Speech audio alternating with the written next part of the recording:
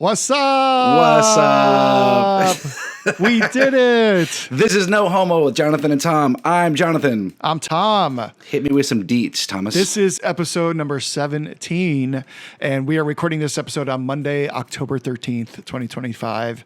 17 years, 17 episodes in the 17 years. But we're a horny teenager right now, basically. We're 17. We are basically a horny teenager at 17. And also, we're basically just horny teenagers. Yeah, there we go. I mean, I'm excited, man. I can't believe we made it to 17. I know, how fun. It's fall. It's dark out already. It's horrible up here right now. It's real gross. rainy. But also, like, it's rainy, but none of today was as bad as it said it was going to be, right? Like, this was supposed to be the nor'easter. Oh, it was supposed to... It's not nor'easter enough for you? I mean, it's gross. I don't want to be out in Yeah. it, but it's not like, is it raining hard where you are? It's just been kind of like gross We're all basically day. in the same place. I know. That's why I'm like, I don't think our weather changes that much. What if your door opened and I was actually on the other side of the door and the audience didn't know that this whole time? It's very Haiga out tonight. You know Haiga? Give me more. Nope. I think I'm saying it right. I always get nervous about this one. Hyuggge or something. Yeah. Dutch, like the Yeah. cuddly, Yeah. comfy, cold. Yeah. Yeah. But And like- it's not. You're saying it wrong. I think it's like hue. Actually, I don't remember. I don't know. Correction corner alert. yeah, we'll alert. get to it. It's like candles. Yeah. Yeah. Blankets, but also Yeah, I like know what it is. I didn't. A thunderstorm counts. Yeah. Like the elements need to be Yeah, for outside sure. for it to happen. That's what the word means. It's the weather that motivates the mood, right? Like, isn't that what? No, it's hygge the is? It's the feeling of that mood, like the okay. feeling that the blankets and the candles and the thunderstorm and the snowstorm, that entire feeling is the mood. It's such a good word. I love that word. I love that word. I was excited to come home tonight because of that feeling. You know, We're gonna look in that. We're gonna figure out that pronunciation. I feel like are we? Yeah. No, I'm gonna forget. Somebody out there, can you please comment? Please let us know. I want to get Haiga with you. Yeah. You look I wanna so get Haiga right now. Haiga with you. You look so Haiga and cuddly. It's the look best cuddly? you've ever looked. Oh no, thanks. Yeah, man. it is. I don't think I No. told you that the last couple episodes. I've been well, slacking. I'm not gonna ask you to tell me, but if Did I'm I not, hurt you? I mean, I just want you to be honest. So if you're honestly feeling like I've let it slip, then I respect that you're going to be honest with me. I don't need you to lie to me about it. This So is I the best just you've ever assume looked. I mean, been it's a little bit slipping. of like a black shape right now. I'm not seeing, like, it's like your beautiful face and then just like. I'm hiding. It's just a black mic and. Yeah, I mean, my- there we go. Yeah? Like, yeah, I don't see. There we go. Woof! Yes. Haiga. Yes. This is the best you've ever Haiga. looked. I want to get Haiga in those armpits. What's up, man? So I have a correction corner from last week. Yeah, go for it. And hopefully this is where I'll remember to do the pronunciation of Haiga next week.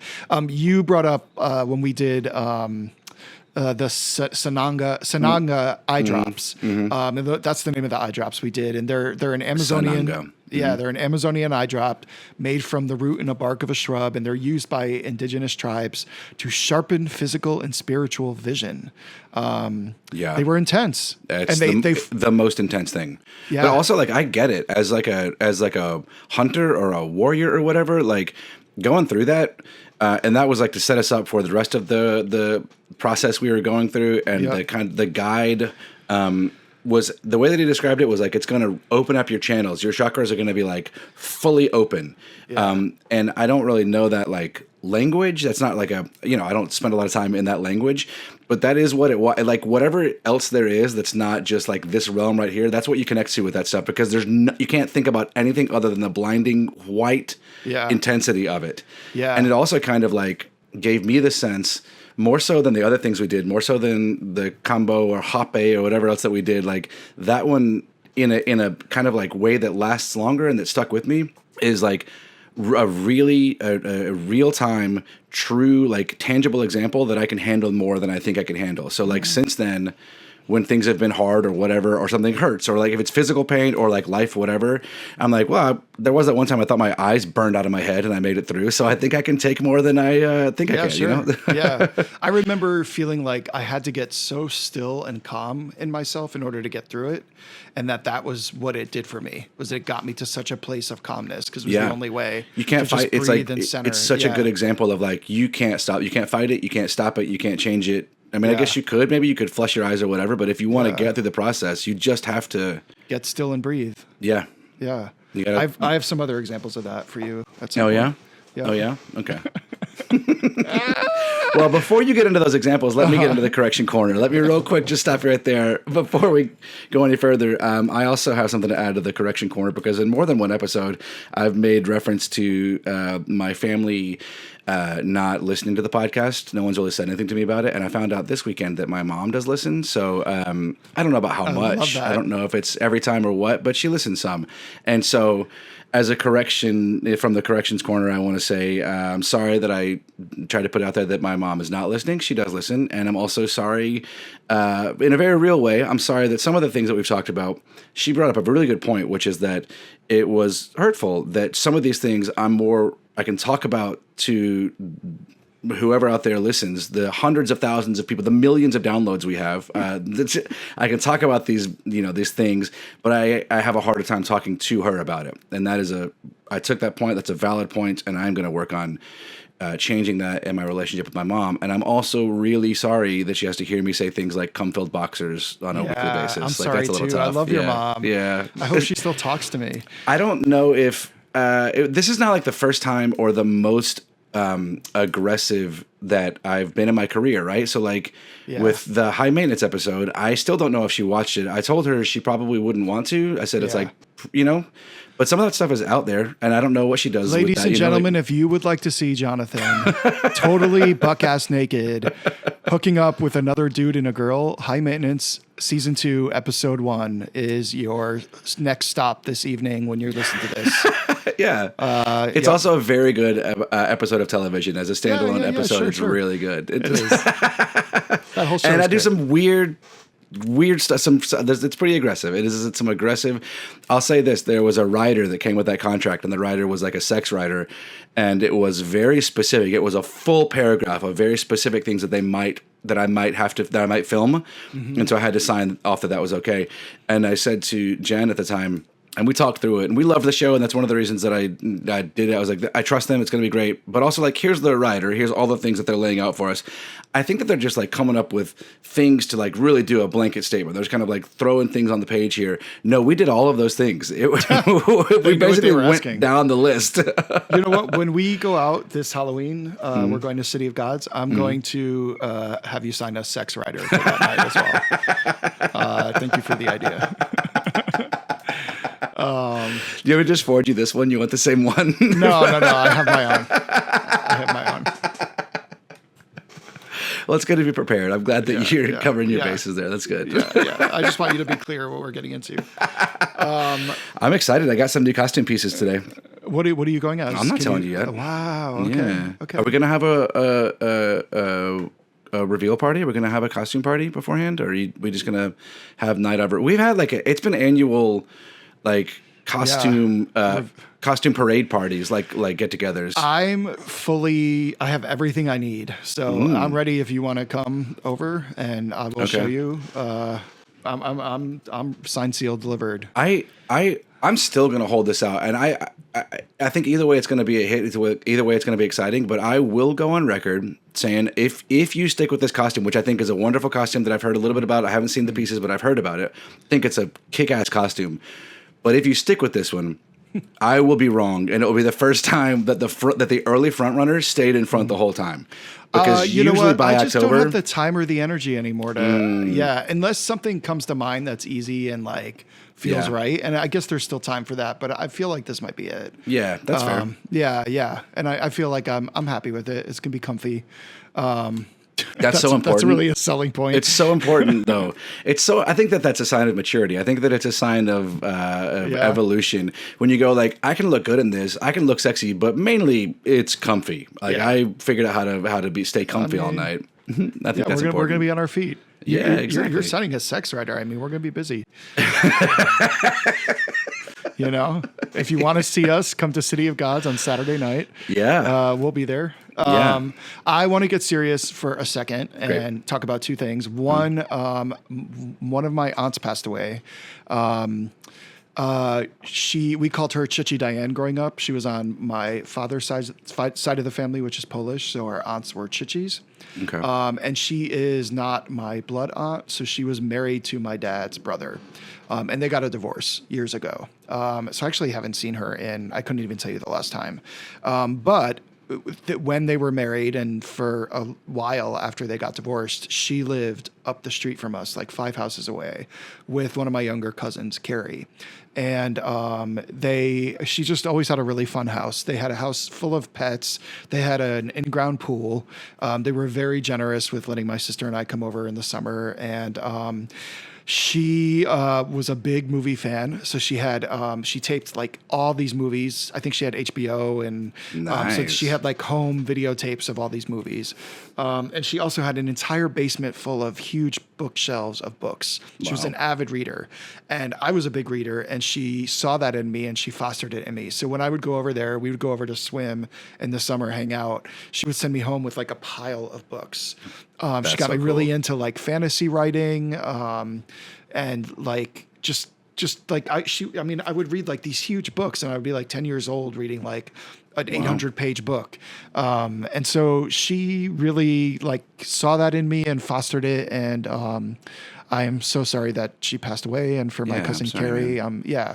So, and then I also just wanted to mention, and we don't need to get too much into it, but because we've talked about it in the past, that I'm really cautiously optimistic and heartened by the peace deal in the Middle East. And it was really wonderful seeing the news stories today and pictures and videos of the hostages coming home, and also seeing Palestinian families reunited and Palestinian families returning home to whatever's left of their home in Gaza. And I, just in the interest of calling balls and strikes, like if this peace deal sticks, it's a real success for the Trump administration and something that they should be proud of. And I don't quite understand why we didn't have this peace deal a year ago. I think there's a lot to talk about there, because the same deal was basically in place last January, or was being discussed last January.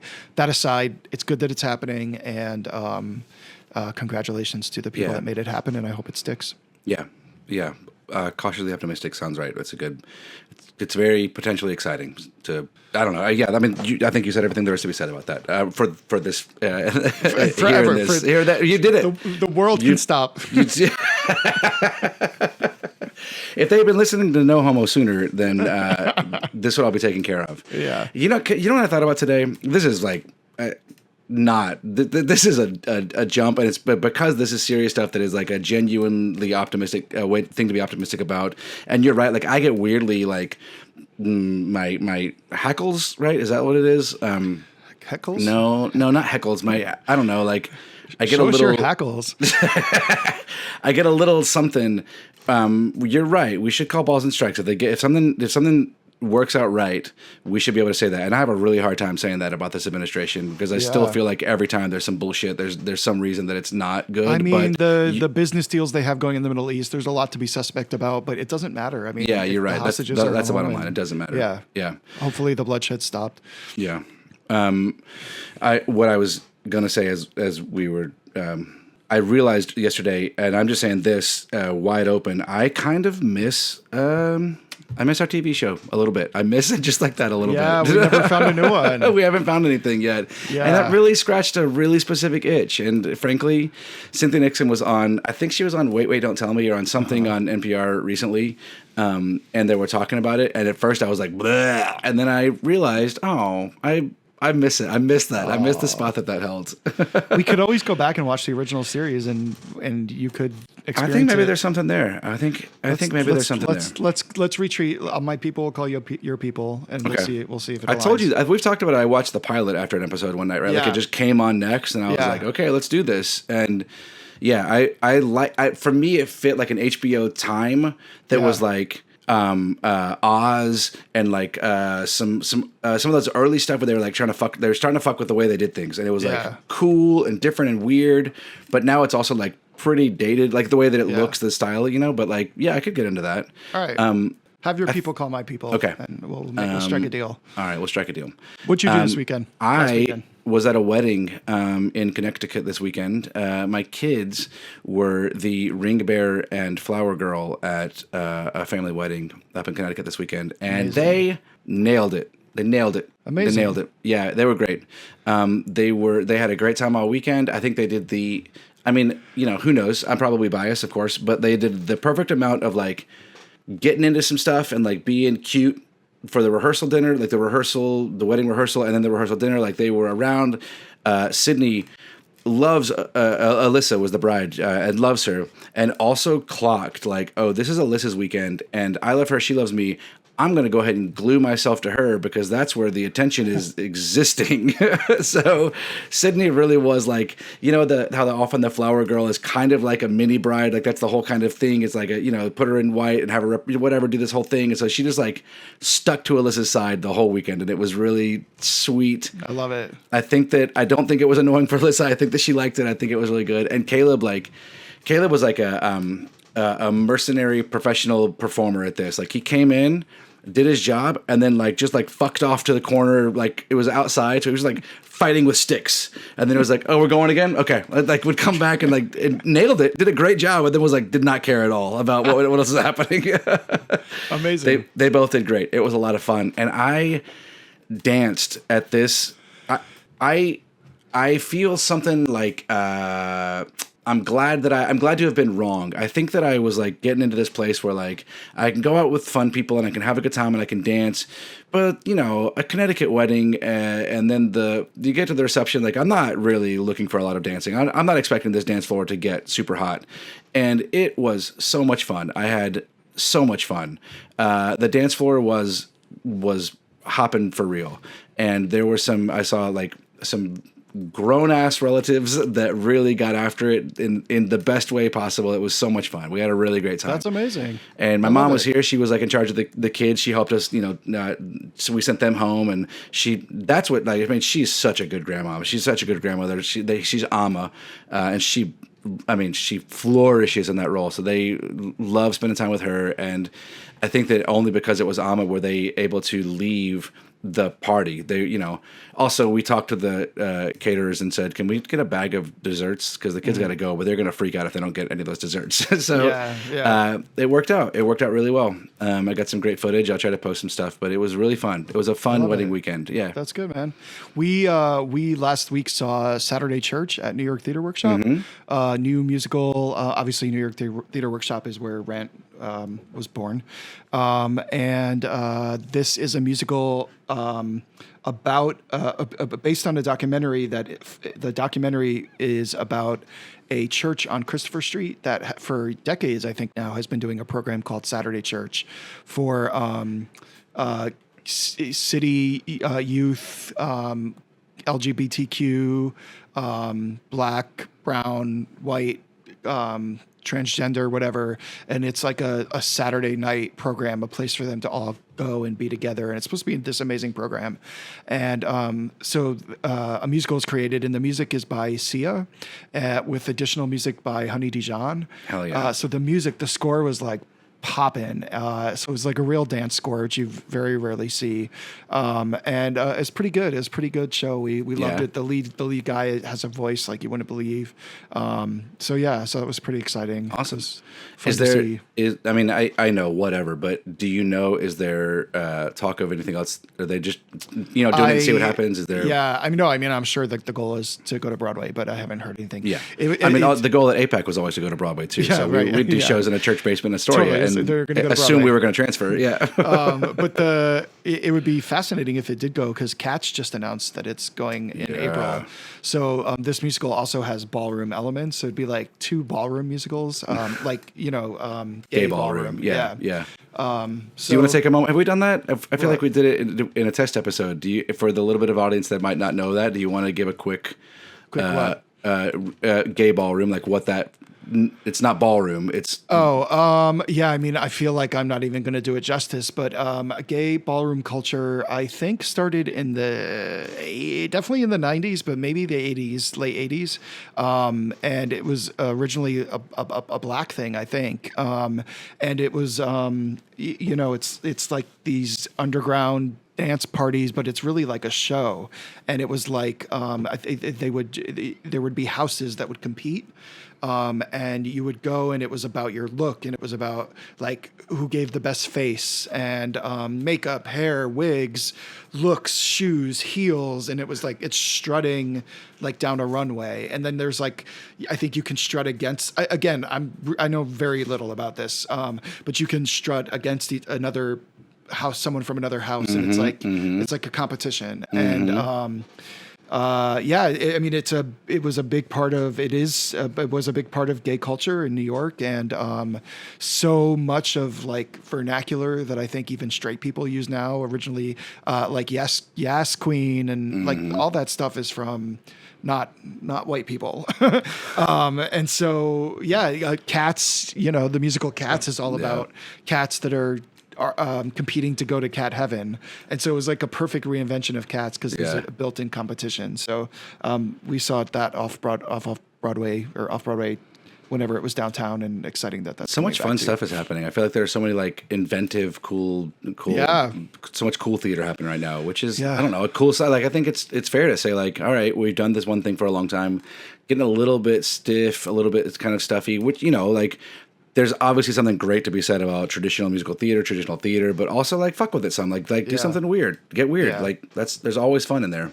Speaking of getting weird, I challenged you this past week to take a purity test. Hold on. I want to. Oh, did I not put this in yours? Because it'll be 10 seconds in and out. Sorry, I just want to say it's okay. I had one little piece of culture because I was locked into this wedding. I didn't have any culture, but Amy Poehler hosted SNL this weekend, and she's just a god. She's a demigod among us. She is the funniest person alive. And the fact that she and Tina and Seth are all still friends and like they're still doing it at the highest caliber.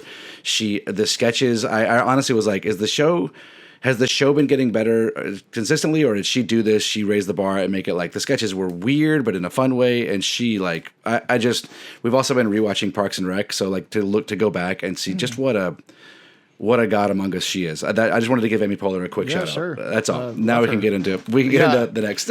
Okay, so last week we took our Kinsey score tests. Yes. And it made me think of when I was in high school in the late 90s. Yeah, I graduated in 90s. I'm not going to say how old I am.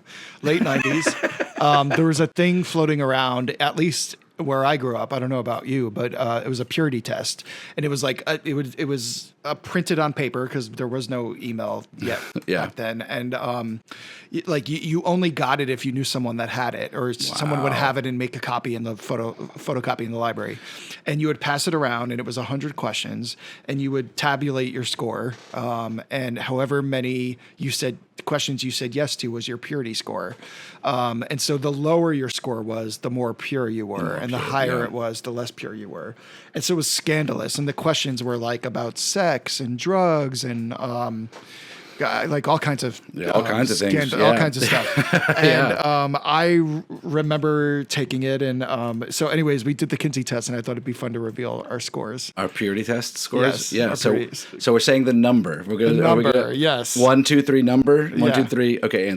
Ready? Are you ready? Yeah. 1, 2, 3. 86. Oh, wait.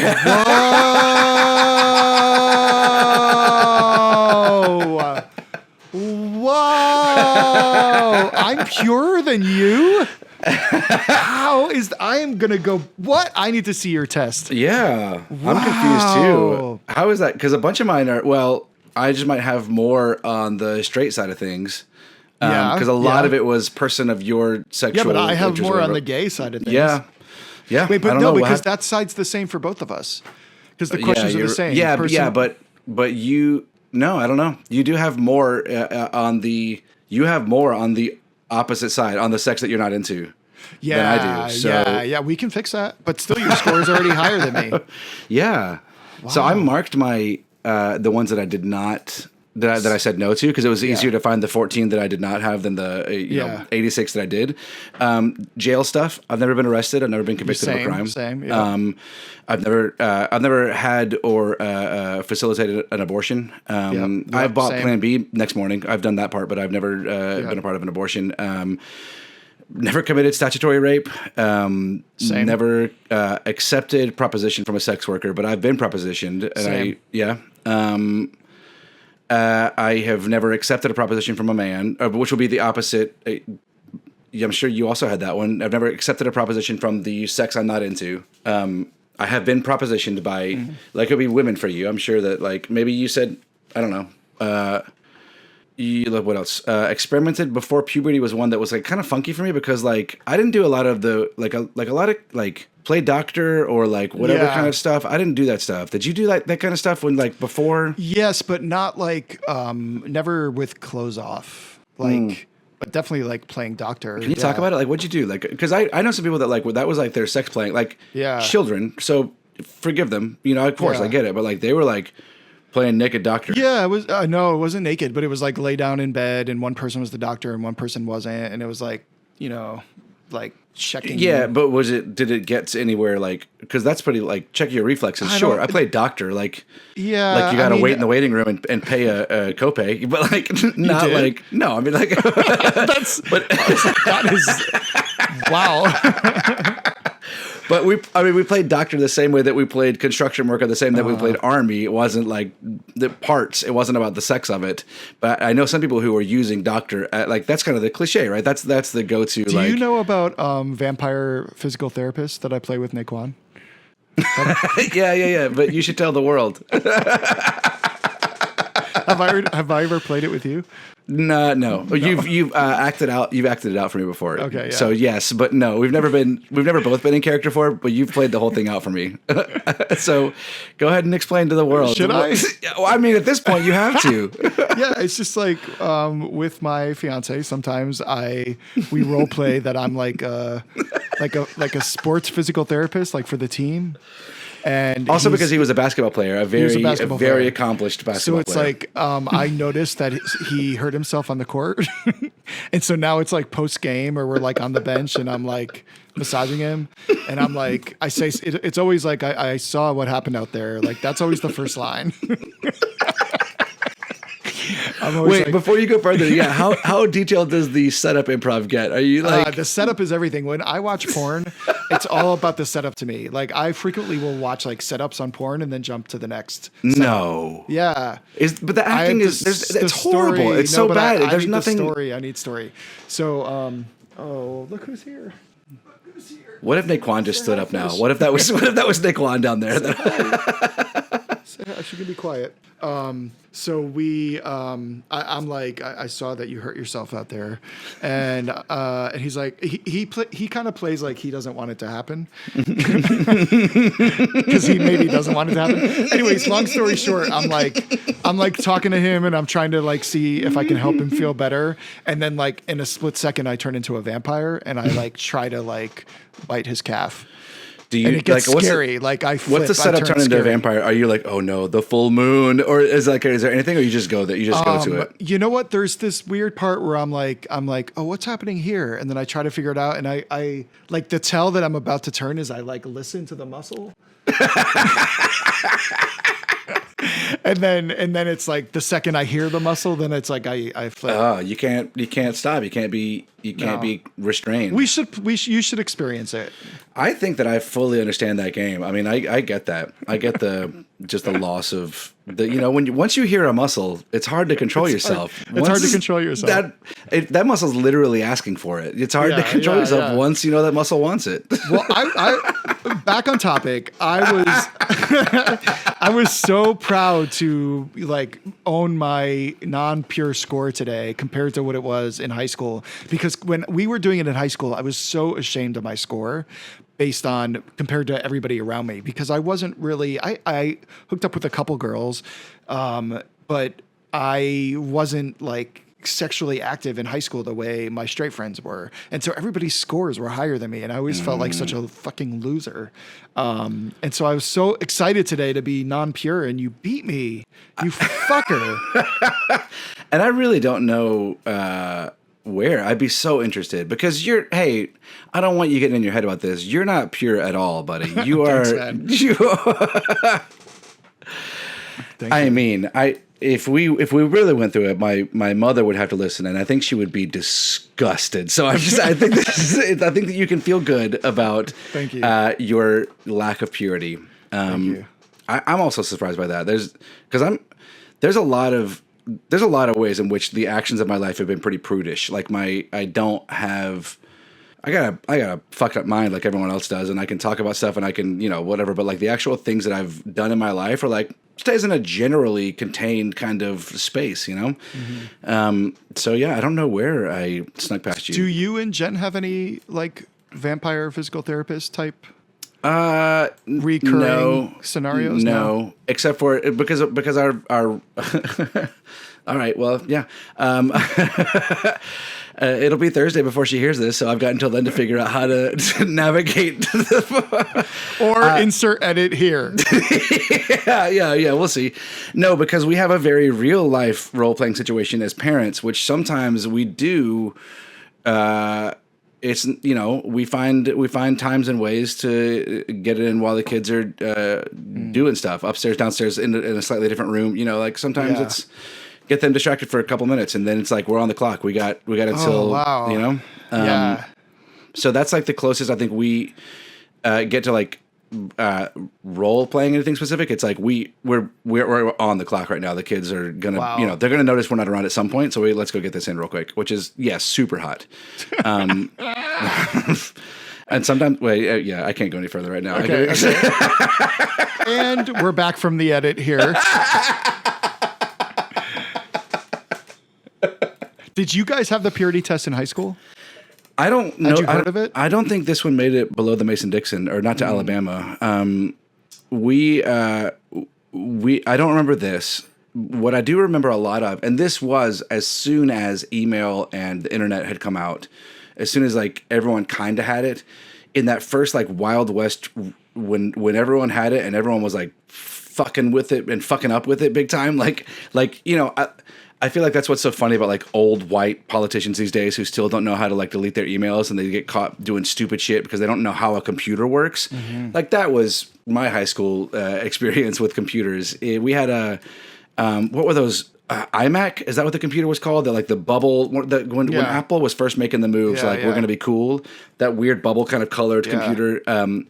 We had one of those, and we had internet pretty early. And what I remember is there'd be like surveys that went around, and it'd be like, I don't know, 30, 50 questions, and you just answered them. It wasn't yes, no. It was like you would put in whatever answer, but then they would start to get funny. People would I would fuck around with the answers and like try to make them funny, and that got me in some trouble because I don't know how to delete things. I don't know what the paper trail of the computer is at this point. I don't know any of it. So I'm like sending these emails that has like foul language in it, and that's like talking about the girls that I've hooked up with and stuff, and like I'm answering questions in funny ways that are aggressive ways, and then I'm getting talked to. It's kind of like the security camera over in the living room, like except for actually, shout out to Mom if you made it this far in this episode.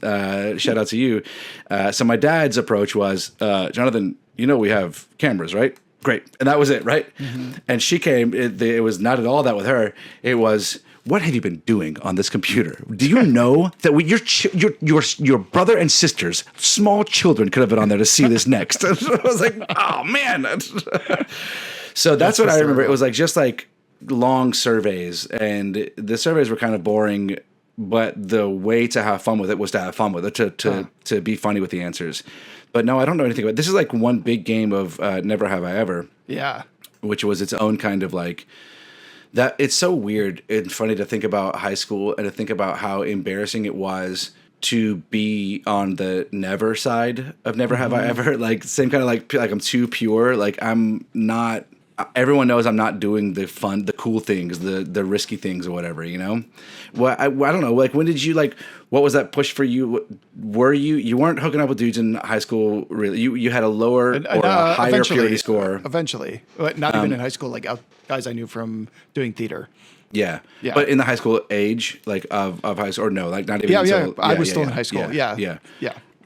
Because I was a virgin till college. I did not have sex. And that was the thing that I had on one hand, I had like the church that was convincing me that true love waits. And so I was like, felt okay about it. But then I was at school and it was like, honestly, and now that I'm an adult, I'm looking at these high schoolers and I'm like, you are children. Maybe don't be fucking around that much. Like you're still very young, like, you know, but at the time, I was definitely like the prude. Like it was known that I was a virgin. Like like it was kind of Like you got made fun of for it? yeah, not made fun of. I don't think that I don't know how much of it was me feeling self-conscious about it and how much of it was actually coming from anyone else, because I wasn't getting made fun of it. I wasn't getting made fun of for it, but it always felt like I was on the out group of that kind of conversation. You know, there was so much that I didn't know. Do you look back with regret or no about when you did? No, I mean, no, I don't know. The regret that I look back with is how much I cared about what other people thought in high school. Yeah, well, that's what I would change. Yeah. When someone, and I don't think it ever. I understand why this would never stick, but whenever anyone asks me what advice I would give to a teenager, I just say like, none of it matters as much as you think it does. None of it, all the stuff that's worrying you right now, and that's not going to stick. I get it, but like I can't help but say like it doesn't. Yeah. All of the things that matter so much so to true, you right though, now, yeah. it's like. That's what I would say. A buddy of mine said it best one time. He was like, I would never even put on pants in high school if I knew what the rest of life brought. Like, who gives a shit? But it's so important at the time. It's all such a, I don't know. And it's not like that was just high school. It's like once you get into the social setting of school at all, like by, I don't know, second, third grade, like I'm the dynamics of the social dynamics are like exhausting and just so anxiety. I don't know. Sure. Well, you changed schools too young, like that. I mean, you changed. Also, you not too young. Also, you changed schools young.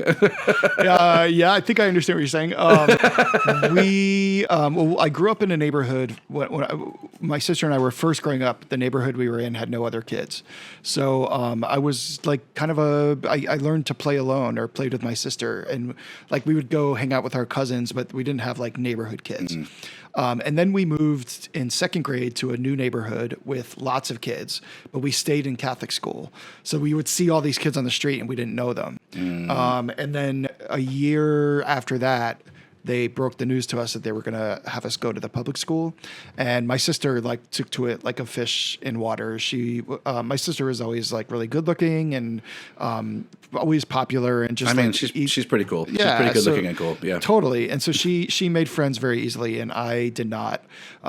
We also like went from wearing a uniform every day at school to suddenly being in public school where you were putting it, and it was just like fourth grade for me where what you dressed like started to matter. Yeah. And the really fucked up thing is we had these family friends, a couple that my parents knew. My dad went to high school with the mom, and then they had a daughter that was my age. She was born Carrie. She was born like 2 weeks before me, and we grew up going to the same preschool, and we always hung out with them. We loved them.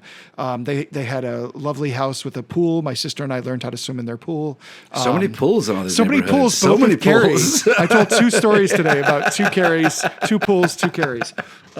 Spelled differently, but we loved them and still do. But they were a 2-income family. Both of her parents, she was the only kid, and both parents worked. My mom was a stay-at-home mom until we were in middle school. She started to go back to work. So we were a 1-income family. So they had like more money than us. Yeah. And like their house, they had the same. And at the time, it felt like they were like so much further ahead of us. Looking back now, they had the same house as us. Yeah. It was the same architecture. Actually, the same. Was it like in my neighborhood? There's 4 houses. They're all just it's the same 4 houses. All the houses looked the same. They did have a pool. Yeah. And like all the furniture was nicer inside. It was just like, so she dressed really well, this Carrie. Like they went to the Gap. She always looked good. And as she would grow, she was a year older than my sister. So they'd come over with Yeah. fucking bags of fucking Gap clothes. My sister wore something new every day for her entire time in school. And this went on all the way through high school. And I'm over there in my one pair of ugly corduroys and like, it was just like man, the shame. I felt so much shame going to school in my clothes in public school. I'm sorry. That's so. Yeah. I know that like. As an adult man, I'm kind of like one of the things I get down on one of the things that I want to do better. One of the things that I want to do better is like not perseverating on the unfairness of the world, because like the world happens. It's Sananga in your eye. It's fucking, you got to just deal with it the way you deal with it. But man, some things are just so unfair, and you just gotta take a minute and go, man, that's fucking not fair. That's not fair. That's it just sucked. Yeah. It sucked. I was actually like, it's funny, like uniforms. I always thought it was there was a real negative connotation to uniforms. And since I've been in New York and since Jen works in the public school system, like uniforms make a lot of sense because it takes that part out of it. You don't have to worry about income. You know, it doesn't matter. You don't get to, you don't get to create your social status based on how expensive the clothes your parents buy for you are. You know, like, so I get that part, and that sucks, man.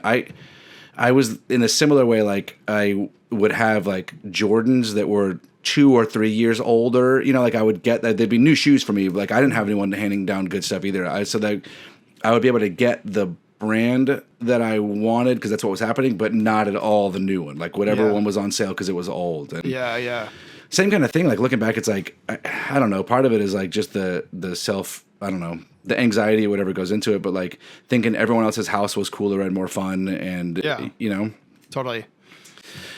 Did you have a hangout house? Did people come hang out at your house, or? Yeah, and in fact, actually, my house, not for me, a little bit for like some of the church group we could hang out at my house. For my brother and my sisters, I think my house did become like a good hangout house, and it was a good house for hangouts. It just like, I also recognize that my. Maybe this fits in the unfair category. My family got wealthier every time one of us moved out. So I was the oldest of 4. Like when I was growing up, there were 6 of us in this house. Like we had a dual income, but like that dual income was like making sure we survived as 6. And then I left and it's 5. And then my brother left and it's 4. And then, you know, eventually it's just 3 of them. Yeah, but you're going to college. Isn't that adding to it? No. I got a full ride, baby. I got a presidential scholarship to Belmont University. Nice. Yeah. Which is a whole thing we can talk about. I did get that, and my dad always would laugh about. He always said he said to them, like at the orientation, after I'd been given this one of 4 scholarships that were given out every year from the presidential board, I got a full ride, books, meal plan, all of it. And he said, my dad said to one of the guys on the board, on the committee, what's the minimum GPA requirements for a presidential scholar? And the guy was like, oh, we find our presidential scholars don't need minimum requirements. They're self-motivated to succeed. And my dad was like, well, you just gave away $100,000.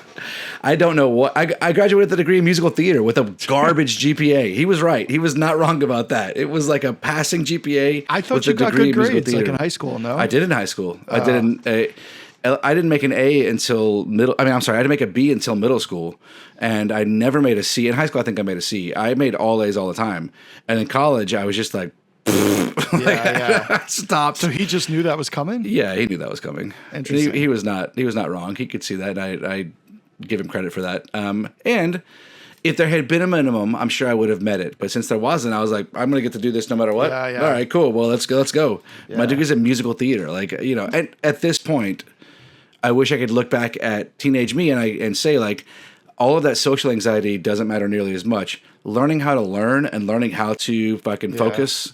The grades don't even matter that much, but learning how to do a thing, like not worrying so much about how it looks to anyone else and not worrying so much about what kind of clothes you have on or whatever, but learning the skills that you got to learn in elementary, high school. Dealing with it, though. I'm dealing with it with this podcast. I mean, remember what a mess I was when we started? Like, I still worry about all that shit. Don't you? Yeah. Or no? Well, yeah. I mean, I think it's funny that I do in like more. I worry more about the things that don't matter as much still. Like, so I can talk to my high school self this way, but I don't mind talking. I want to bare my soul out here. But then I'm like, my teeth aren't very white, so that's what people are going to notice in these clips. So if they're on YouTube, they're going to be like, he does not whiten his teeth. You know, like that's what I worry about. Yeah. Not like, oh, he has whatever, he's resolving issues with his mom, but like, oh, he should whiten his teeth. You know, like that's very silly. That's where I end up. Yeah. But you have fears. Your fears, I think, are more grounded in. I'm not going to speak for you. What are your fears? In fact, now that we're a horny teenager at 17 episodes, what are your fears, or how do you base those? How can you calibrate those first fears? For the podcast versus now? Yeah. Yeah. I mean, I think that they've calmed down a bit, but I still. I mean, it's like, are people gonna judge us? Are people like laughing about the podcast behind our backs? Are we making clowns of ourselves? Does it help? And the answer, I think that, just be honest. Does it help that people really do, like, you get noticed? You get noticed in the world. You get like. I mean, like 4 times it happened. Sure, but like it happens. Yeah. We're only 17 episodes in, and you get noticed. We don't have a huge, and I fucking love it, dude. When I'm in Long Beach Island I was in Long Beach Island this summer, and stepped outside of a arcade to make a phone call. I had to call my psychiatrist so I could get my prescriptions refilled. And I'm like on the phone. I need my ADHD medication and my antidepressants, and I'm on the phone trying to get this shit done. And somebody walks by, and she, like, this woman, young woman, like with a family, but like, I mean, like an adult, but a young adult woman, like, stopped by and like, she like stopped and she goes, "Hey, I know you. I like your stuff," and walked away. And I just was like, all right, okay, okay. Yeah, no, it feels good. It feels good. I'm not gonna lie. Yeah. But that stuff like doesn't. I don't know. Yes, there's a worry when it goes out there. What's going to go wrong? Like irrelevance is more worrisome for me than. Yeah, that's some like I look at my daughter Sydney, and Jen will say to me all the time, like, she's acting out so that she gets a reaction. She needs a reaction from you. If you don't give it to her, she's not going to do that shit. And I think that I'm still at 43 the same way. The worst thing that can happen is a lack of reaction, is an irrelevance. But if I make you mad, great. Like, I feel like great. I did it. I'm getting attention. Yeah. See, we're so different in that way. I definitely don't. I've never experienced. I hate when people are mad at me. Hate it. It doesn't matter who you are. I don't want people to be mad at me. No. I do everything I can to prevent that, which is not healthy either. So I think both of us are on opposite ends there. But, you know. But at least we solved Gaza tonight. At least we did that. And you're less pure than me, and I'm pissed about it. Oh, right. I agree that this. We can say, I think that one of two things can be true. It's possible my math is bad, and also this test is whatever. No. I believe, sweetheart, don't worry. You are way less pure than I am. Oh, thank you. Well, you know what it's time for. I do. Who would you fight? Who would you fight? Pow pow. Wow. It was a little. Yeah, what was it? Was there a motivation behind it, or just? No, I love it. I love when it's jazz. I love when it's jazz. just whatever comes out. You go first. Okay, I would like to fight Bobby from K-pop Demon Hunters, the band's manager. And if you don't know K-pop Demon Hunters, then I'm not going to take time to help you out here. But it's a movie that all the kids are into. It's the most watched Netflix film ever, and the music is fucking all bangers all the time. And it really is, even like Dr. Becky is talking about how it's not about it's about shame. It's about like fears. It's about exactly this. And I didn't even do this on purpose. Holy shit. It's about the fears that you have that no one else is going to care as much about as you do, but it like can rule your life to be like the shame and the fears that you have that you expect everyone else to see that they don't. Is like, you know, that's what the whole story is about. Demon Hunter is about. Wow, I'm impressed. But it's also about a K-pop band, and their manager Bobby works them too hard. He's actually the problem with this story. The demons are whatever. The demons get beat, but Bobby, capitalist pig. Mm-hmm. Yeah. Mm-hmm. He's the problem. So I want to fight Bobby. I want to fight. I've been trying to think about how to phrase this for a while. It's something I noticed in the gay community, which is there are guys in the gay community that it feels like they're trying to sleep with everyone in the community as if they're collecting Pokemon cards. Like they just want to check you off the list. Do you know what I mean? And I want to fight. I don't want to fight the guys that do that. I want to fight the urge that they have inside that makes them think that they need that to validate themselves. Because I know plenty of amazing guys that I think could do this.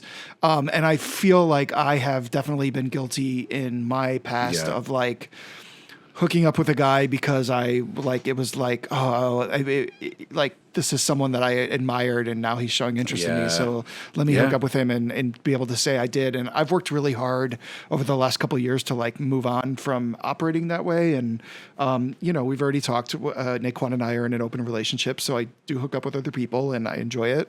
But I just try to be a little bit more, deliberate about who and when and why. And that is not to say I take, you know, ample time to meet and have conversations and get to know, though I often do. And I prefer getting to know someone a little bit before.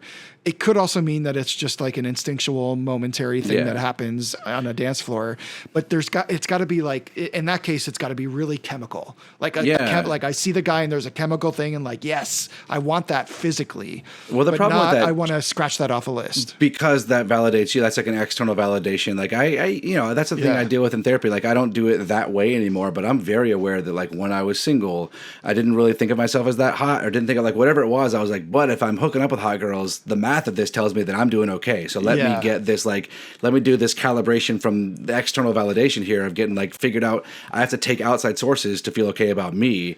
Yeah. And you know, there's healthier ways to do that. So yeah, we're not going to fight the individuals doing it, but you want to fight the urge, the deep down, K-pop demon hunk. This is really just because now fucking Tom is way high up on the list. Fucking No Homo Tom is way high up on everyone's list, and you're like, I'm not a piece of meat. Everyone, get out of here. Stop coming to me to check it out. Check your box. That's not at all the case. I wish I was fighting them off. No. But it's just kind of like it cheapens the interactions a little bit. I'm looking for some. Let's have a real talk. Or no talk. Or no talk. We could talk or not talk. Yeah. Shut up. Shut up. Read the outro. Oh, shit. Okay. Thanks for listening. If you enjoyed this episode, make sure to like and subscribe to No Homo with Jonathan and Tom on all podcast platforms and YouTube. Graphics and music by Matt Ladner. And a gracious thanks to Jen Dornbosch and Naquan Williams.